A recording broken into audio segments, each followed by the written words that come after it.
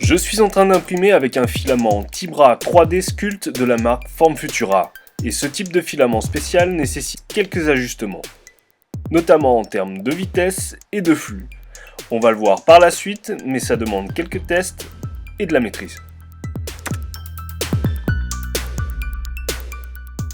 J'ai eu un problème en cours d'impression, c'est-à-dire que vous allez le voir là sur l'impression, je vais vous faire un petit zoom, c'est-à-dire qu'il y a eu une coupure d'électricité et il a fallu reprendre. Mais bon, c'est un mal pour un bien, ça m'a permis de faire des modifs pour éviter les imperfections sur l'impression. Vous pouvez voir ce qui a été imprimé la nuit ici, ça forme un premier niveau, et ce qui a été imprimé après modification de la vitesse. On a quelque chose de nettement plus propre. Et sur un troisième niveau, j'ai encore réduit la vitesse et l'impression est de plus en plus nette. Voilà, donc je pense qu'on a trouvé une bonne cadence d'impression. La surface est parfaitement lisse maintenant, il y a quelques petites zones qui seront à retoucher, mais la majorité de l'impression a bien pris la cadence. Il nous reste encore 25 heures d'impression et on sera bon.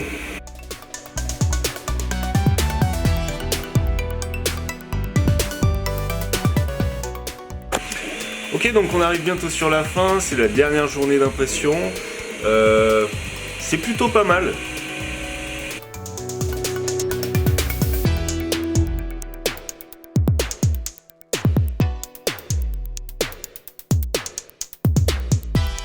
Je décroche l'impression du plateau et puis on fait la finition.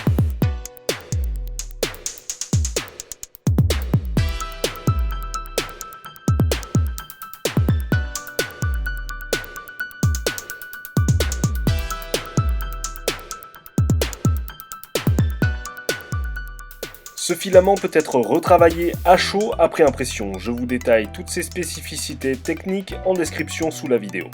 Ici j'ai utilisé un décapeur thermique et c'était peut-être un petit peu trop. Du coup la surface est devenue très molle et super pour la tordre dans tous les sens. Alors la matière, elle est malléable pendant plusieurs minutes. D'où l'intérêt de ne pas aller trop vite si l'on veut simplement donner un aspect lisse à la sculpture. Après avoir retravaillé la zone chauffée, on peut bien voir la différence entre l'impression brute et ce qui a été chauffé. La texture est plus lisse et brillante. On peut déformer à volonté. En chauffant des petits morceaux de support, je peux facilement reboucher des trous et ajouter de la matière sur l'impression. La meilleure chose à faire si vous voulez ne toucher qu'à la surface pour la lisser, ça sera d'utiliser des spatules à chaud et de procéder par retouche zone par zone. Si vous voulez déformer l'ensemble, là, un coup de décapeur thermique sur l'ensemble et vous pourrez avoir un truc comme du chewing-gum à déformer et à remodeler comme vous le souhaiterez. Mais pour ça, il faudra chauffer en maîtrisant parfaitement la température.